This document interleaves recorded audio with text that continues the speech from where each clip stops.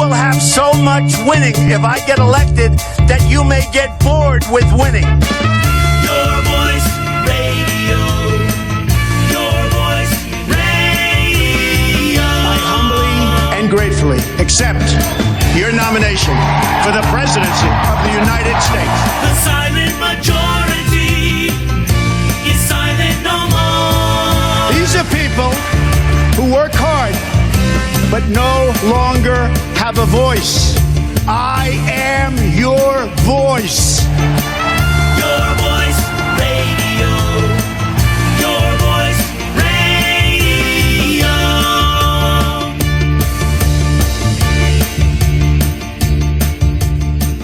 Good evening, ladies and gentlemen. This is Bill Mitchell with Your Voice Radio. Welcome to our Thursday, February 2nd show. We wanted to give a shout out to all of our faithful listeners on Spreaker.com. You can find us at www.spreaker.com/user/Mitchell VII.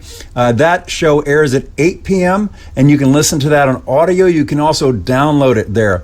And if you miss the beginning of the show, let's say it's 8:20, and you feel like, oh, I missed the beginning of the show, I've got to wait till it's over so I can catch the whole thing. No, you don't. You can come right in there and you can start the show anytime and it'll begin at the beginning for you at Spreaker. So that's great for those of you who want to listen to us while you're not looking at your computer, but you're doing something else, like driving, for instance, or working in the kitchen or doing whatever. You can listen to us on Spreaker.com. Also, our brand new audience at RSBN TV. This is Right Side Broadcasting. Everybody knows them from the election cycle where they were covering all of the Trump rallies. It was really remarkable. Just hundreds of thousands of views on there. And now we are their regular 7 p.m. Eastern Time show. You can check us out there, and it streams live. You can go into the chat room and converse with everybody during the show, just like you can on Spreaker. So it's a lot of fun. We're really happy to be a part of RSBN now. Okay, tonight we have a fantastic lineup. We got 3 of my co-hosts on. Tonight we have Ginger McQueen. She is a part of new media out there. She actually is involved in doing reporting and writing. And we're happy to have her on the show. We met her at the Deplorable and just really impressed me. And since I'm the boss, I get to decide who's on the show, and I decided she'd be on the show. So she's great, and really happy to have her on. Ginger, how are you today? I'm fantastic. Thank you for having me. Sure, great. And why don't you tell everybody the name of the publication that you write for? BeltwayTimes.com. BeltwayTimes.com. And can they find your articles on BeltwayTimes.com every day, or is it just every once in a while? Oh, no, we have articles every day. And we can also be found on @BeltwayTimes on Twitter. Okay, very good. Fantastic. Also, we have Joey Manarino. Everybody knows Joey. He's from Philadelphia. He was one of the guys up there that was keeping track of what was happening during the election cycle as to whether we win Pennsylvania or not. And it'd be like, man, I think we're going to win PA. And then there was a little time there after that weird tape to come out. He's like, oh, I don't know. And he's like, yeah, we're going to win PA. So he was pretty sure towards the end. And I was thinking, you know, Joey, I love your brother, but I don't know. PA's a tough get. You know, they're always the one that leaves us at the altar. And but this time it came through. That was the only thing that shocked me during election night, because I knew we'd win. But the only thing that shocked me was winning PA, just because we always thought we were going to win it, and we never did. How you doing, Joey? I'm doing wonderful. It's great to be here. Thank you. And how was your trip to China, by the way? Was it amazing? Oh, it was amazing. I loved every minute of it. Really different, and you just saw a whole nother side of the world. Really? That's very cool. I've never been to China before. Does it feel like you're in a different country, or is it just like you're Very in the U.S. much. but the buildings are different? I mean, is it just a different sense overall? It's a totally different sense of everything. And the number one thing is, you know, you go to Europe, you sort of feel like you're still in the U.S. because you can get by with English. Over there, English is not something that is spoken. So Really? if I didn't have people with me that knew Chinese, I'd probably still be there trying to get back. Wow. But can you use your Google Translator on your phone where they say something in your phone and then it says it to you in English? Do they let you do that over there? Sometimes, but sometimes they get sensitive about you pulling out your phone. It's very different. It's very strict. You know, it's a whole different set of ideology over there as far as the way things work. So phones and cameras, things like that, they're not exactly thrilled when they come out. So there's not this sense of individual freedom over there, is there, that we have here? You wouldn't see it if you were in the tourist areas, but I didn't stay only in the tourist areas. I kind of went around. So when you start getting into conversations with people, you see a barrier go up automatically. Interesting. Yeah. It's like where we can talk about our politics openly, they try to not. And we're moving that way. Yes. Which is scary. Yeah. Well, we aren't. We're Not speaking us, about it but- openly, not us. Yeah, we're the balance of that. Yeah, I don't think the show could exist in China. I have a feeling that maybe it couldn't. I don't know. I don't know. Maybe you never, excuse me, the authorities at the door, let me answer it. You'd never see me again. That'd be it. You know, Bill Mitchell gone. Yeah. So fantastic. Well, Joey, great to have you on the show tonight. We also have Josh Grimmie on. Josh has been a very effective millennial for Donald Trump in this election cycle. He went to all the big events. He got to meet Jeff Sessions and hang out with him. So I was very jealous of that. Got his picture taken with him. And just a great guy and has done very well on Twitter, has grown his Twitter following dramatically. Josh, how many Twitter followers do you have now? I think almost 40,000, getting close to it. 40,000. That's a lot of people. That's like almost getting to be a college football stadium full of people.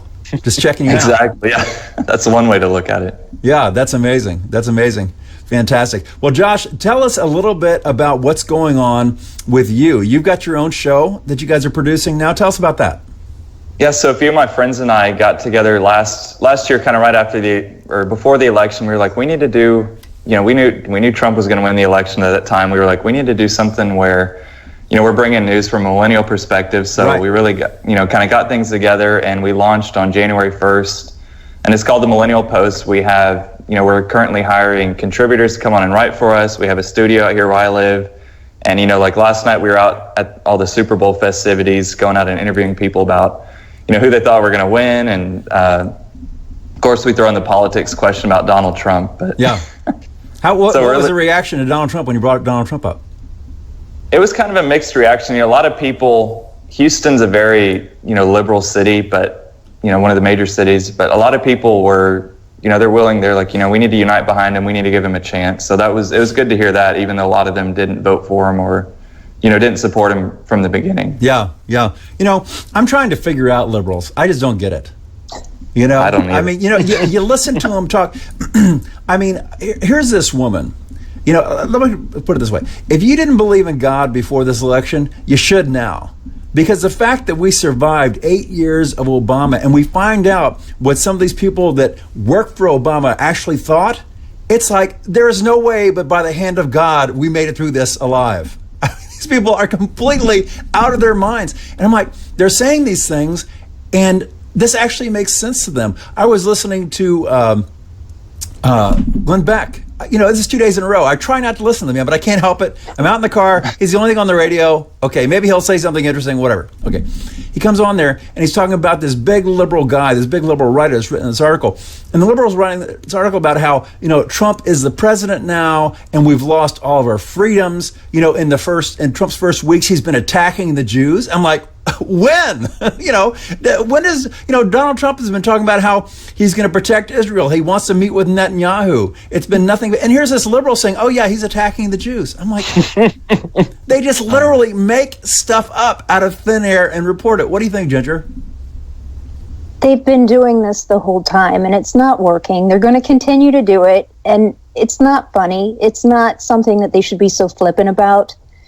But they continue to use the same words, Nazi, fascist. It's getting old, and we're all getting sick of it. So it's a shame, but this is where we're at right now. And like you said, thank goodness that we made it through this Obama administration. It's a miracle. And thank goodness for Trump and what he's doing for us now to correct things. It's a I miracle. feel like the ship is turning, and we're going in the right direction, finally. It is. Absolutely. It is. They keep saying fascist, but actually, I think they misheard because what's really happening is Trump is the fastest. See? He's the fastest, and they thought they heard fascist. They're I guarantee you, mistaking it. I promise Yeah. you, I would bet hard-earned money on this, that you could go into those crowds that are yelling Trump is a fascist, and you could go up and stick a microphone in these people's face and say, what's a fascist? They would have no idea. I don't even know it. Just a word. Oh, he's a fascist. He's a Nazi. And the thing is, one of the things the Nazis started out with was the brown shirts. And what the brown shirts did and how the Nazis got into power was they went into all the meetings of the opponents and they beat people up and they destroyed property. And everybody was so intimidated by the Nazis and the brown shirts that they just gave in to their rule. Okay? And this is what these protesters are doing. Everything they're doing is strictly brown shirt stuff. Like this thing at Berkeley the other day. Oh. Completely crazy. Beating people with flagpoles, with metal pipes. I mean, you can kill somebody like that. And it's just, it's amazing. And I have not heard a single Democrat leader come out and disavow that stuff. You know what? I've been alive for quite a while now.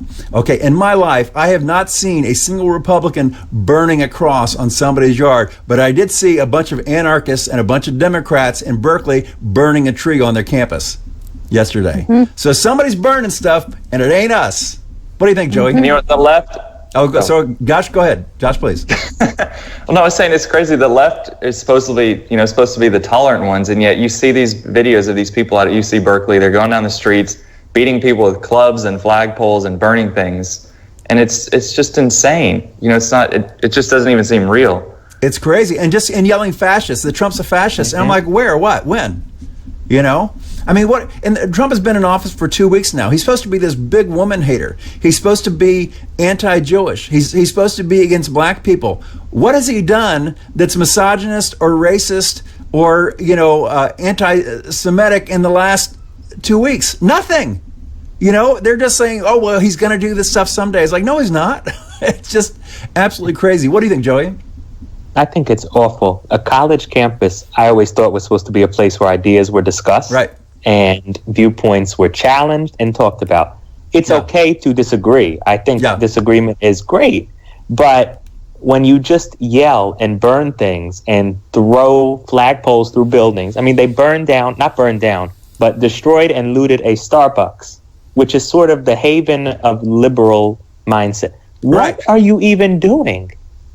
I mean, why? What's the point? So you're going to say somebody's ruining America. By ruining America, you're burning things. You're beating people up. They pepper sprayed a girl on live camera. We saw that. What do they think they're helping? It was some old fat, nasty liberal dude, an older guy. It wasn't one of these young crazies. You can sort of figure, they're young and crazy. This is some older guy, big old double chin. It's just like, oh my God. I don't care if they're young. There's no excuse. There's no excuse for this. This is behavior that is like disgusting. Deplorable behavior, except we can't say that. Not the right guy. Right, exactly. Right. Exactly. I tell you what, here's the thing. In the last 2 weeks, with all these protests and the leadership of the Democrats obstructing Trump on everything, I believe that by this time, Obama had his entire cabinet approved. Trump has had, 5 or 6 people approved. I mean, more now. Okay. But, this obstruction and this violence and all this fear talk, are they even considering 2018? Because what have Democrats done in the last 2 weeks to win anybody back? Any of those Democrats that crossed over for Trump and voted for him in this election, what have they done to win any of those people back? All they've done is say to those people, thank God you got away from us, because we are completely out of our minds. What do you think, Ginger? Well, I think that with none of the Democrat establishment, none of the politicians, none of the more prominent figures speaking out against the violence that we saw last night, that's driving even more people in our direction. Right. They don't want that. Your average Joe who's always gone to the ballot box and just pulled the lever for a Democrat, he's not a part of this. He wants no part of this. And if some of them would just come forward and condemn it, then things might be different. Yeah. But they're not. They're encouraging it. You had Tim Kaine saying that people needed to take to the streets. So it's crazy. What do you do as a Democrat if you didn't vote for Trump? I think that many of them would today if given the chance. It's complete menace. There's that big Hollywood director that did the 40-year-old version and all that. I can't think of his name off the top of my head. But he basically tweeted out, he said, well, this is what you get when you vote for a guy like Trump and expect worse. I'm like, good Lord, man. I mean, you understand what you're standing up for? That Trump is so evil that we have to just start ripping stuff apart?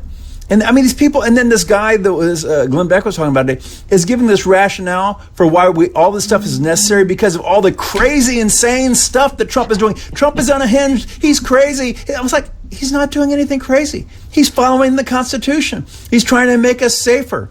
You know, they talk about how his immigration thing is unconstitutional, and he's, you know, just a complete. I mean, it's like, it's in the Constitution that he gets to do that. He's the president. Exactly. It says if the president is worried that people coming from another country are a threat to this nation at any moment, just on a whim, he can just say, you can't come in here anymore. That's what it says.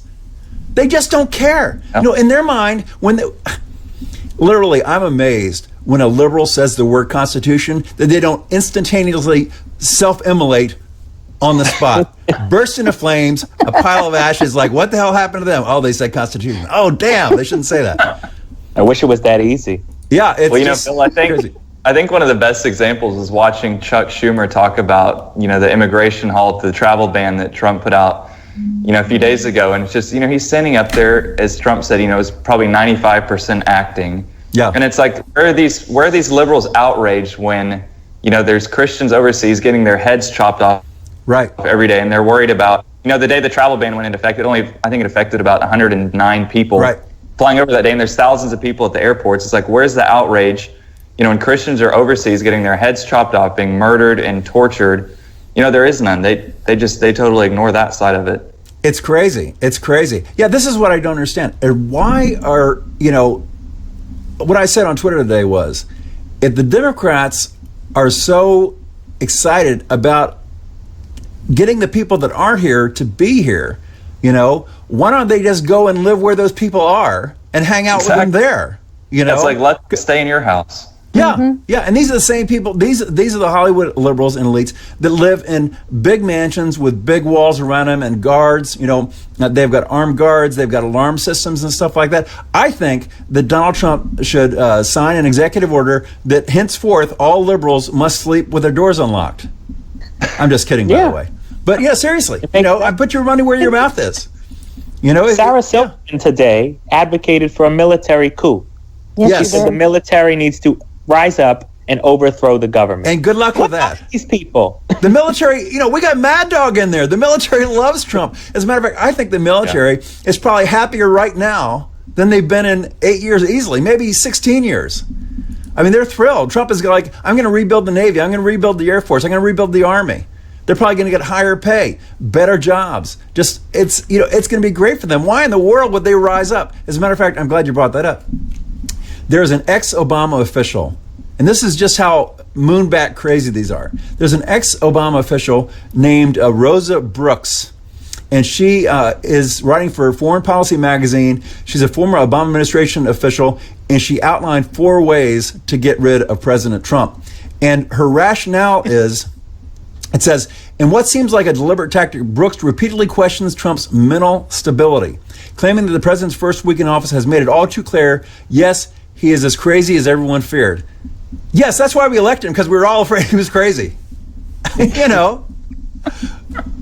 I mean, seriously, you look at the things that Donald Trump has been doing in the first 2 weeks, and this seems crazy to you? Get the hell out of our country. I mean, what's wrong? He's done more in 2 weeks than Obama has done in 8 years. And I think that's what's making them lose their minds. They can't believe it. They are not afraid of Trump being crazy. They're afraid of Trump being right. And they're afraid of Trump being effective. Because if Trump solves this country's problems, what do they got? You know, these protests are already, you know, ringing hollow. How about when we get 5.0 GDP the first year? How about when jobs come in 100,000 higher than expected, like they just did? You know, how about when Samsung announces they're going to build a new plant here in the United States, you know, multi-billion-dollar plant, all these new jobs coming here. What are they going to say? At what point, you know? And this is the thing. When the Tea Party, see, what these protesters do is they want to become their own Tea Party. That's what they're thinking, right? And they say, oh, the Tea Party started with protests. The Tea Party was little old ladies with little flags waving them and saying, yay for America. This is a bunch of thugs and losers that you would not let babysit your kids, burning flags. Small difference. You know? It's just, it's remarkable to me. Well, anyway, so she had 4 different ways that she said that we could get rid of the crummy President Trump. Number one, elect him out of office after his 4-year term. But after such a catastrophic first week, 4 years seems a long time to wait. Oh, darn. Sorry about the way elections work in America. She said, number two, impeachment. However, she lamented impeachments take time, months, if not longer, even with an enthusiastic Congress. And when you have a lunatic controlling the nuclear codes, even a few months seems like a perilously long time to wait. I mean, literally, this is somebody who worked in the Obama administration. This is a whole new level of crazy. Okay. Number three, utilizing a claim of mental instability to invoke the 25th Amendment of the Constitution, which sets the path for the Commander-in-Chief's removal if the President is unable to discharge the powers and duties of his office. Amazing. And last but not least, a military coup. She writes, the fourth possibility is one that until recently I would have said was unthinkable in the United States of America. A military coup, or at least a refusal by military leaders to obey certain orders. This is somebody, the media and the left reads an article like this and they're like nodding their heads like, oh yeah. They're completely detached from reality. As a writer in the new media, Ginger, when you read stuff like this, what do you think? It's heartbreaking because we all have to live in this country. We all have to find a way to forge some kind of common ground. And when you have people who have worked in the previous administration consistently, constantly adding fuel to the fire, right, that's going to make that more difficult. That's their objective. They want it to be more difficult. But in the end, we're going to win. When I read Trump's book, and I was giving it a lot of consideration, who is going to be the best choice for this nominee. Yeah. I thought at the time we could only hope that someone with this much common sense could wind up in government. Someone with this much common sense winds up in government and the left goes nuts. Yeah. It's unreal. Yeah. They fear results. The left isn't good at results. The left is good at pie in the sky ideas. And talking about ideas. But as soon as you get to results, you lose them every time. And that's why I say, if you're going to argue with a liberal on Twitter, just start talking results and they'll completely bail on you immediately because they just can't. They can't do it. And the only way they can get results is by jacking the numbers around. I mean, does anybody really think that unemployment in the United States is 5.0 or something around there? No. It takes 250,000 jobs a month just to keep up with population growth, just to tread water. And we were creating, 150,000 jobs a month, and the unemployment rate dropped from 10% to 5% or 4%. I mean, it's scientifically impossible. All they've done is they've taken the people that have been out of work so long, they've just given up, thrown up their hands. They're no longer getting unemployment. They're no longer looking for a job, and they're saying those people are no longer unemployed. I mean, that is literally like creating a new drug, and 90% of the people that take it die and claiming it's a success because 90% of the people who took it are no longer sick because they're dead. That is exactly what it's like. What do you think, Joey? I just think we're in a whole new era of sense, and a lot of people just don't have it. It's buzzwords.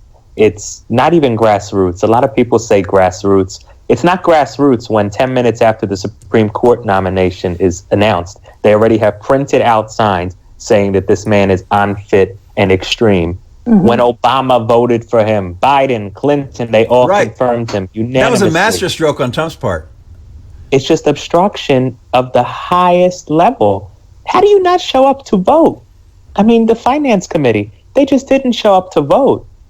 When are we going to find a common ground? Is it possible anymore? I don't even know if it's possible to find common ground with these people. I tell you, here's why we find common ground. Listen to me and remember this. We find common ground when the middle abandons the Democrat Party.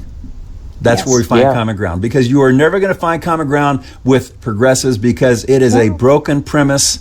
It is a broken philosophy. It cannot ever work, especially in this age of new media where we expose it. And the age of old media where they controlled the narrative, they could pretend it worked. But with us, I tell you, we're equal time here. And it can't. We stand up against it. And it's funny because when Obama first ran, they bragged about how they controlled new media. They were on, they were on Facebook. They were on, I guess, was Twitter even around? But in 2008, was it MySpace or whatever? Barely was relevant. Yeah, barely was on. But they controlled the internet and that sort of thing. And now in 2016, we annihilated these guys. I mean, I could list 10 different people I know personally who have over 100,000 followers that are Trump supporters. Okay, you were lucky to find a Hillary supporter that had over 1,000 supporters. It was very rare. They're mostly like, 100 followers and 50,000 tweets. They were just bots. And their picture is an egg. Pictures and egg. Yeah. Bill, when I get people arguing with me on Twitter, whenever I'd say something, for Trump or whatever, these liberals would come crawling out of their Twitter holes, and you look at their pages and they have 1 or 2 followers, and it just, they're saying the same thing to every person. Yeah. Yeah, no, it's true. And, they say the same things. And for instance, this is what happened to me on Twitter during the year. They come in and say, I didn't know you were real. I thought this was performance art. Like 5,000 people. It's like they're reading, I thought you were performance art. Well, I'll just have to cancel my my account then, because you, Mr. Egg, thought I was performance art. Oh, you've broken my heart. So, yeah, they'd say that. They at first, they thought I was a robot, some sort of robot, I'm like, I don't mean to be arrogant, but I'm one hell of a clever robot. Because, come on, guys. I mean, read my tweets. They're pretty good, right? So I was just like, no, I'm not a robot. And, it's just funny. And they were all directed by that, what was the word? Correct the truth? What was it? Correct the record? Correct the record, yeah. And they're still out. I heard that George Soros is paying those guys millions and millions of dollars to do that. To tweet? What? To tweet. To pay those guys to tweet. If George Soros was smart, he would have tried to bribe me to just shut the hell up. He would have done more. I wouldn't have accepted, but he should have at least tried, But as a matter of fact, here's the thing. Look, everything that George Soros has done this election cycle has damaged the Democrat brand, made them look worse and worse and worse. Do you think it's possible, Joey, I'll ask you this first, do you think it's possible that George Soros is a closet Republican trying to destroy the Democrats? I don't know. I Come on, it might be. He might be the ultimate double agent. Super stealth. He really could be, because you cannot have people relate to these extremists. You see people burn things. You see people stopping free speech. This is fascism. This is Nazi. This is what they call us. It's so wrong. And you can't relate. I don't really believe that the base of the Democrat Party is insane. I think they have different ideas. Right. But these liberals, these progressives, oh my gosh, They're mad. They're mad. How can you hold the party together? And the Democrats have a serious issue. You have to please these people and try to please moderate Democrats that are like 40, 50, 60. You can't do it. You can't do it. The younger ones, they want total obstruction. Yeah. And the older ones just want the system to work. Right. They want to make America great again, too. They have a different path, but they want America to be great, too. Yeah, they don't get it. What do you think, Ginger? I'm beyond frustrated. I was up late last night trying to watch live feeds of what was happening at UC Berkeley. And at some point, all the live feeds started shutting down because they were attacking the media that were there covering it. It's unreal what's happening in this country. And like Joey said, people don't support this. No one is supporting it. So you have people putting on a show and hoping that the middle comes to their side. Guess what? They're not going to, especially when things are just so fantastic here. Everything is changing in a positive way. Yes. And people are going to see that positivity and they're going to be drawn to it. If you have the choice between positivity and beating people in the streets, most folks are going to go with positivity. Who'd have thought it? Who'd have thunk? Right? Crazy. It's crazy talk. I know. It's amazing. What do you think, Josh? Yeah, I mean, when we were in D.C. for the inauguration, we were right by Trump's hotel there, and it's just, you see that, it was on Saturday, the day after the inauguration. It's crazy the atmosphere changed from Friday to Saturday. On Friday, you saw Make America Great Again hats everywhere. And then Saturday, you walk out of the hotel and there's just people everywhere, with these nasty signs, nasty costumes. And, I was just standing there with some of my friends and we were taking a picture in front of Trump's hotel with our thumbs up. These protesters just come over and they start yelling at us and, just cursing. And it's like, I don't understand why they're doing it. And, we also went out and interviewed some of them too. And probably 9 out of 10 of them didn't even vote. And it's like, if you're out here protesting and whining and complaining, why didn't you go to your, election place on November 8th? Yeah, it's crazy. I tell you what, if I as a woman wanted equality and I didn't want to be profiled because I have a vagina, I wouldn't wear one on my head. Those are the dumbest protest. things on earth, those hats. I was watching those protests. I was like, wait a minute, if there's a men's march, what are we supposed to wear on our heads? It could get a little embarrassing. Could get a little Everyone weird. looks like a unicorn. Yeah, I was just like, damn, that'd be on the news. So anyway, it's amazing. One thing I've noticed about these progressives, you look at Soros, you look at crying Chuck Schumer, have you noticed they're all morphing into Emperor Palpatine? Have you noticed that? They all are beginning to look like the Emperor in Star Wars. I mean, George Soros already looks like him, and then you look at Schumer, and he's starting to look like him. It's weird. It's like an Indiana Jones movie when they opened the Ark of the Covenant and all the Nazis' faces melted. It's just amazing to me. I don't know. I think there's actually a physical thing that's going on in Democrats to make them look like that, because you don't see Republicans look like that. What, Joey? Desperation. Well, they say that out of the abundance of the heart, the mouth speaks. I think that's what's happened. These people are rotten from the inside out, and it's coming out. Yeah. It's just showing in their physicality, the way they really are in their hearts. And who was it? Our campaign manager, Kellyanne Conway, was just talking about how Democrats are completely spinning out of control. I think I wrote it down here, but I don't see it. Yeah, Kellyanne Conway. We're seeing hysterical Democrat Party unravel in front of our eyes. Thursday on Fox and Friends, discussing the Democrats' opposition to President Donald Trump's nominees, White House aide Kellyanne Conway, she's not really an aide, she's kind of senior advisor, but whatever. White House aide Kellyanne Conway said, we were seeing the Democrat Party unravel in front of our eyes because of what she called a bunch of crybabies. I love it how they're calling it like it is. Yeah. Mm-hmm. So, and wasn't it also, what's the guy's name? The Republican that, Hutch, I can't think of his name. Orrin Hatch, who's never been a particularly strong guy. And I was talking about this on the show yesterday, that Trump has created a new political force called Sedism. Did you guys hear this the other day? Sedism? I saw the tweet about it. Yeah. Well, what Sedism is? This is actually a scientific study that came up with this. Is that Trump leads with so much boldness that he's actually causing formerly weak Republican leaders to actually grow a set, and stand up for us. And that's what we saw. I'm kidding, by the way. Well, but it's happening. You see boldness from guys like Orrin Hatch. Orrin Hatch is like, these guys are idiots. We're just going to go around them the hell of them. It's like, really? Orrin Hatch? Really, dude? Okay, cool. It's great to see. And then you see in Europe all of these, nationalist types and stuff like that, and people that want to stand up for their own people, and people that want to be strong and self-governed are getting fired up, and they're looking like they're going to win elections. I mean, this is one of the things that a great leader does. A great leader just doesn't stand at the front and give great speeches and point and say, go here, go there. But a great leader brings out greatness in his followers. Remember that. A great leader brings out greatness in his followers. And this is how you could tell that Barack Obama was not a great leader, because he didn't bring out greatness in anybody. What do you think, Ginger?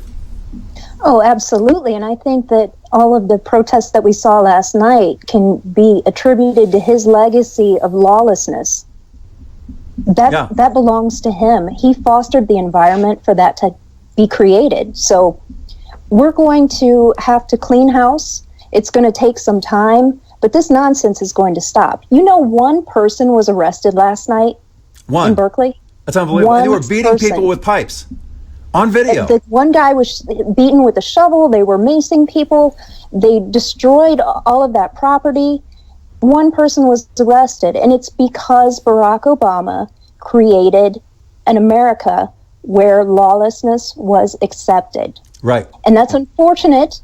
But we have a chance to change things, and we're going to change things. Absolutely, definitely. Trump came out and tweet. I love the fact that Trump can tweet. He just is so brutal with it. Trump came out and said, "Oh, Berkeley, you didn't protect people's freedom of speech, so maybe we just need to cut off your federal funding there at Berkeley." And people are like, "Oh, who cares? It's a private." No, it's not. Berkeley gets more than half of their funding from the federal government. So Berkeley would be utterly and completely screwed without the federal government's money. And Trump is like, You guys don't shape up. If a guy like Milo can't come on campus and give a speech. And then here's the amazing thing is these protesters were saying, Milo is hate speech, so we're going to beat the crap out of a bunch of people. That's the best part of it. I mean, it's just like, do you not see the utter hypocrisy of your existence? What do you think, I was Joey? talking about it on Facebook. I actually put up basically a little status about it because I went to high school with all like the liberalist of the liberals. Yeah. And they were sitting there saying, we stopped him. He's a hateful man and we stopped him. You stopped him by you made him a victim. You Right. made him a martyr. I mean, even if this guy really was evil, which I don't think Milo's evil whatsoever. He's controversial, not evil. You made him into a victim and a star. Everybody now that doesn't know about him feels horrible. Look what you did to this poor guy. And the images are of the tolerant ones that are standing up for hate speech, bashing people's heads into concrete.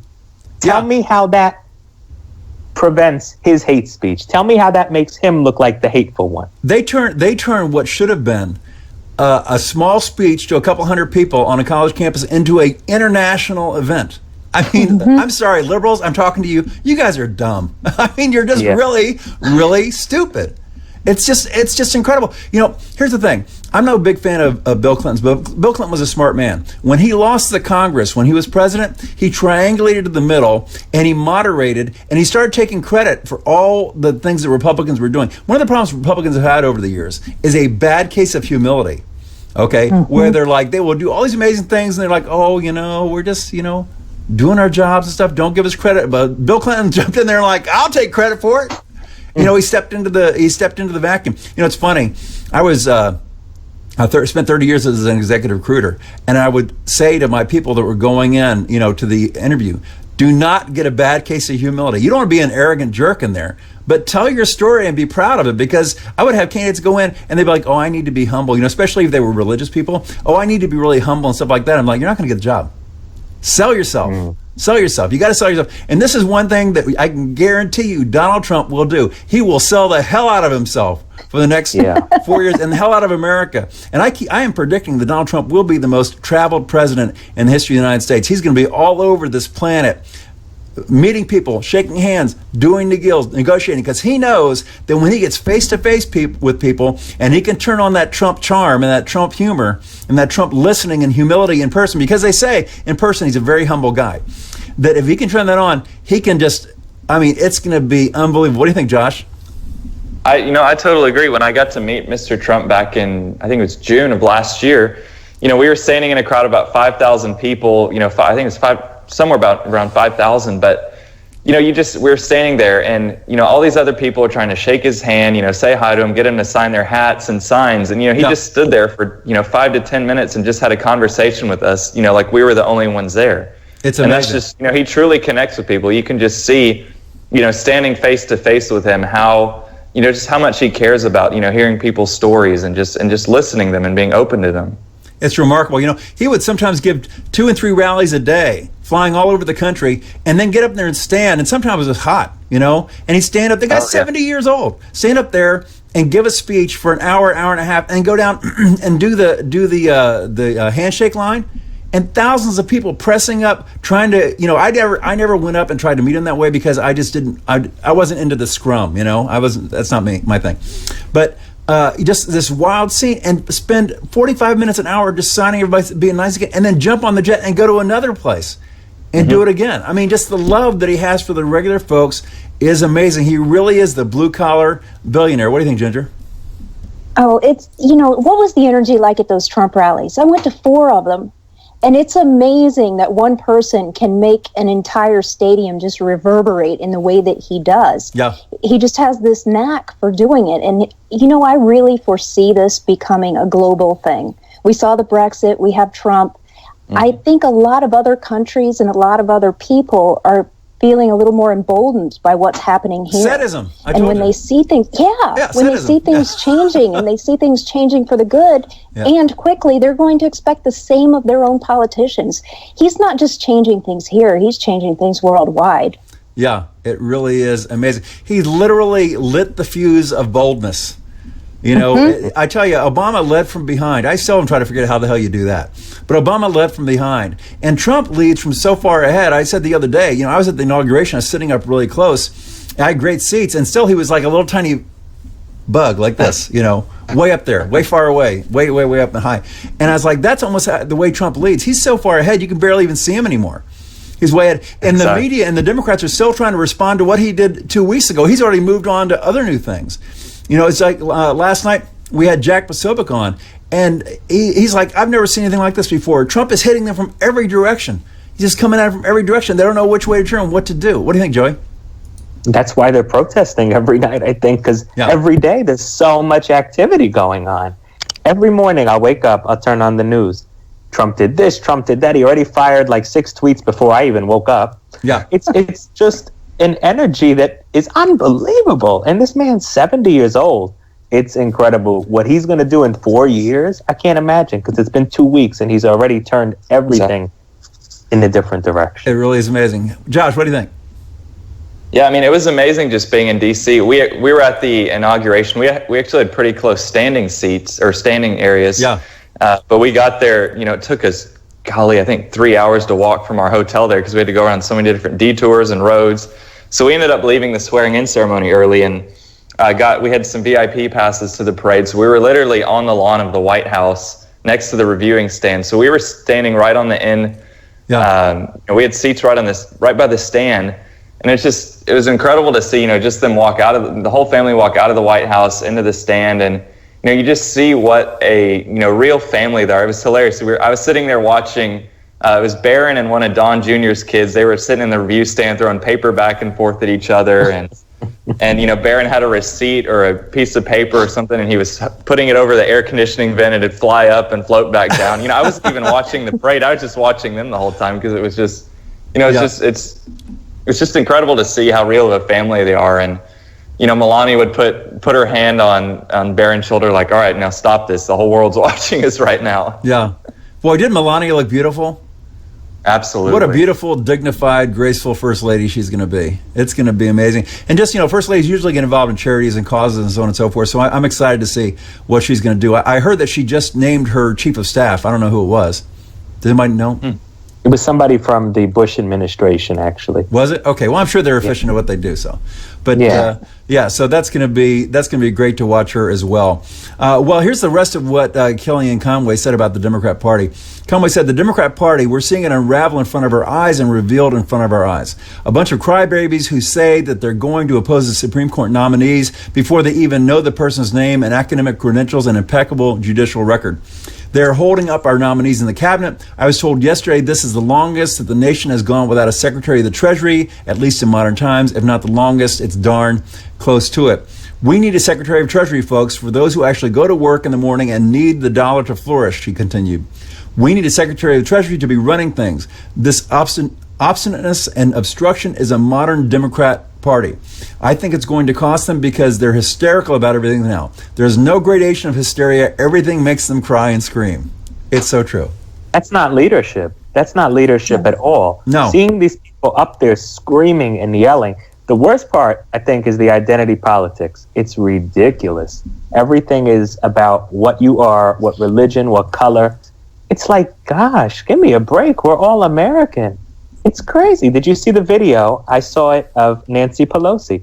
There was somebody on one of the protests, and he's getting up to speak, and they caught her on the mic. Tell them you're a Muslim. Tell them you're a Muslim. Wow. What is this? We're watching the death of a political party. That's all there is to it. And I can't say I'm sad. The Democrats are they're in self-destruct mode right now. Yeah. Everything they're doing is just ripping and shredding their party to pieces. Yeah. Yeah. It's true. Well, you know, you would think that they would want better relationships with China because they're digging their way straight there. So you'd think everybody would like them when they got there. That was a good one. But I'll be here all week, folks. No better. McCain is just no better. Oh, McCain. He's giving them so much to talk about. And he thinks he's the president now. He called the Australian Prime Minister to apologize or whatever he did. Give me a break. It's just he and Chuck Schumer are in a tight race for stupidest human alive. And Lindsey Graham is definitely right Lindsey behind Graham them both. too. Lindsey Graham too. It's just, I'm glad they're Republicans, of course, because that gives us the majority in the Senate, right? But still, it's They're barely there. they're barely there. Yeah, they're barely there. I would use an expression for what John McCain is, but some people might find it offensive, so I won't. But yeah, he's pretty bad. Well, did you see that Rasmussen came out of the poll? You know, and Rasmussen and let's see, People's Pundit Daily, they both got Trump in the high 50s on approval rating, and Gallup just came out with the poll. Now, you remember Gallup used to have Trump in the low 30s, and now he's at 49% approval rating. So even on Gallup, he's moving up. But Rasmussen just came out of the poll and said 82% of Republicans and 54% of independents back Trump's refugee moratorium. Well, let me tell you something. If the electorate is about 28% Republicans, 38% independents, that's a majority, folks, that backs Trump's moratorium. Yeah, And you know, all the moratorium is, it's not a permanent ban. of the general public. Yeah, he just wants to make sure that we get our vetting right. And the problem is that a lot of these countries they're coming from, the governments in these countries are almost completely collapsed. There's almost no way to vet people coming from these countries. There's almost no way to do it. And people said, well, you know, why didn't he block Saudi Arabia? Well, Saudi Arabia surprisingly does a little bit better job, you know, of keeping track of who their people are. So when they come here, we know who they are. And they're like, oh, well, weren't a bunch of 9/11 guys from Saudi Arabia? Yeah, we knew who they were. We let them in here anyway, you know. But at least you can track who people are. They actually have a stable government, so you can do that. But these other countries, you know, like Yemen and stuff like that, I mean, they really have no real government. There's just no way to track and find out who these people are. So there's no way to vet them. So, you know, when you say extreme vetting, really, that's just compared to the Obama no vetting. It seems extreme. Exactly. Just regular everyday vetting is all it is. You know, just, Yeah, and Pelosi and Schumer, you know, they all say, well, the refugees coming over there, they go through extreme vetting. It's like, no, they don't. they don't. No, they don't. Doesn't You exist. should And see I what see it takes these- to get a tourist visa in some countries. I mean, go to Iran. You have to tell them who you are going to be meeting with, who you're going to be around. China, I had to fill out 4 pages to go for a very short period of time with updated pictures, not even passport pictures, more pictures than passport pictures. What hotel, who was paying for my trip, what's my flight number, or you weren't getting anywhere near that country. I tell you what. And then they complain about us. What's wrong with this? The Democrats want a Price is Right immigration policy. You know, come on down. Yeah. That's what they want. They just want everybody to just come on down and just take advantage of our largesse here. Go on Medicaid. Go on Medicare. That's what I don't understand. What's the point of it? Why do they want everybody here like that? Why? It's a mystery to me. I don't know. You know what? I never knew either. What really pissed me off is when I saw that Starbucks, you know, in retaliation to the travel ban that Trump put into place, Starbucks is now saying they're going to hire 10,000 refugees to work in their stores. And it's like, we have thousands upon thousands of homeless veterans living on our streets all over this country. It's like, why don't you give them a job? You know, they're the ones who've been overseas fighting for our lives, fighting for our freedom. And yet, you know, they come back here and they're living on the streets. Yeah, it's just. I And do they do hire not understand veterans. the liberal mindset. I do not understand the progressive mindset. And why do they call it progressive? What's progressive about it? Didn't they come up with communism like 150 years ago? Folks, I got news for you. It's been tried. It doesn't work. You know, that there's a reason why, you know, we're building walls to keep people out. These other countries build walls to keep people in. Mm-hmm. You know, it's just, it's amazing to me. So anyway, 82% of Republicans approve and 54% of independents approve of Trump's plan. And also, Paul Ryan came out, you know, just when I'm sure that Paul Ryan is in the running for biggest idiot on the planet, he does something that I agree with. And Paul Ryan came out and he said that we're going to fund Trump's building of the wall, which is good. So they're going to go along with him on that. Yeah. So what do you guys think? They said it should be done in 2 years. Yeah. What do you guys think the wall is going to be like? Now, the new Homeland Security guy said that they're going to start off by building the wall in the trouble spots first and then fill it in from there. They're not just going to start at one end of the country and go to the other. They're going to focus on the areas where we have the biggest influx of people coming through. What do you guys think the wall is going to be like? Ginger, what do you think? I think it's going to be beautiful. It'll be beautiful. And a it's big so. front, I'm right? sorry.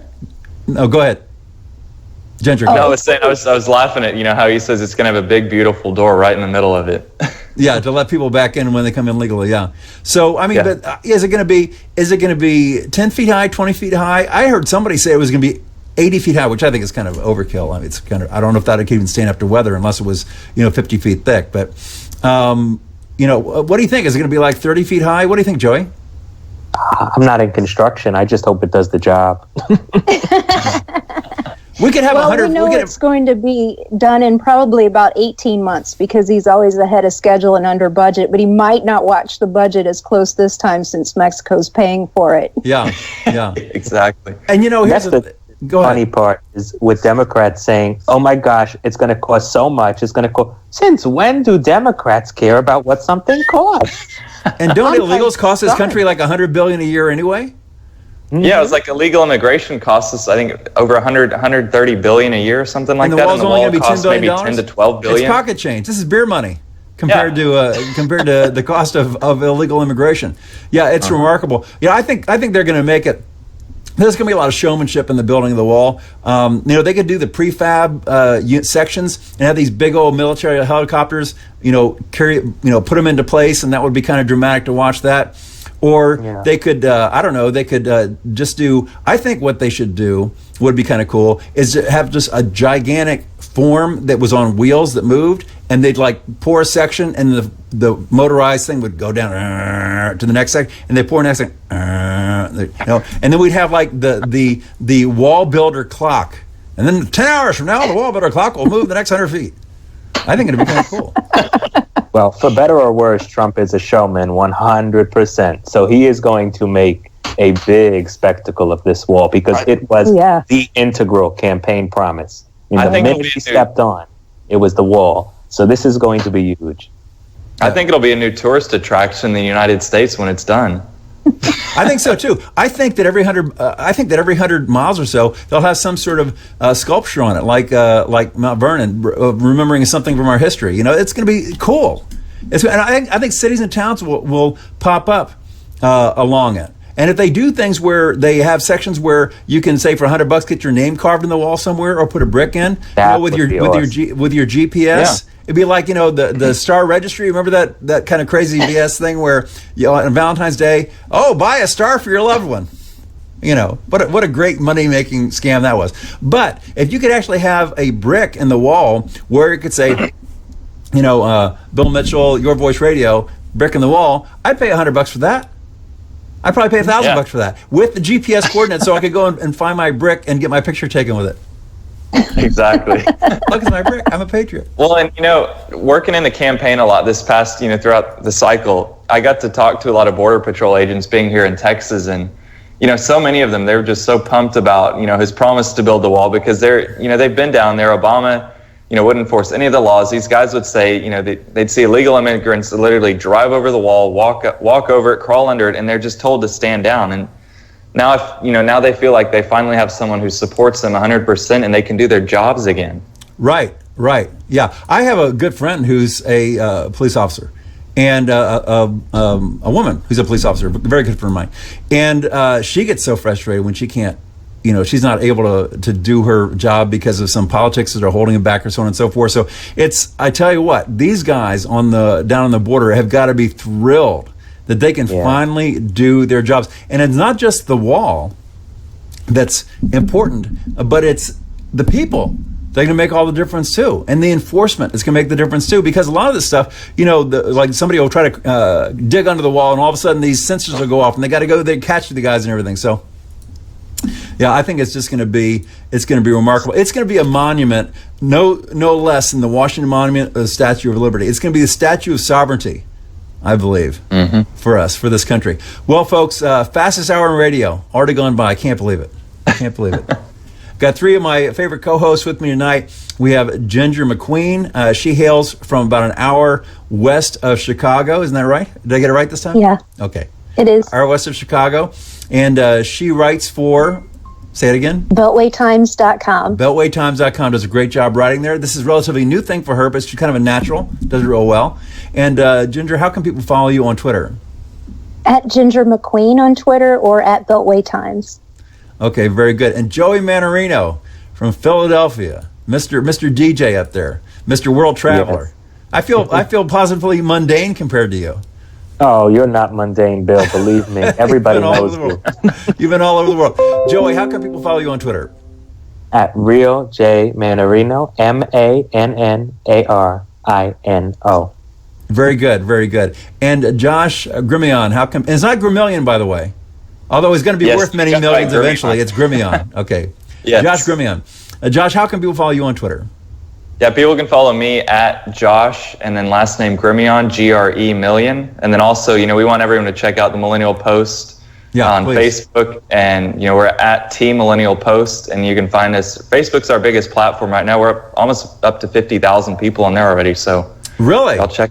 Yeah, absolutely. Awesome. Awesome. And so you're going to have me on there for an interview sometime, right? Definitely. All right. You have to say that. Yeah. No, absolutely. Well, you'll Love be one to. of our first. Love to come on first there. famous guests on there. Love to come on there. Fantastic. Well, folks, I really enjoyed doing the show tonight. It is an amazing time. This is how crazy the media is. The media right now is saying that Donald Trump is having a very bad time. He's in big trouble. He's been showing himself to be crazy. Meanwhile, all the people are voting for him thinking, this is the best 2 weeks of our lives.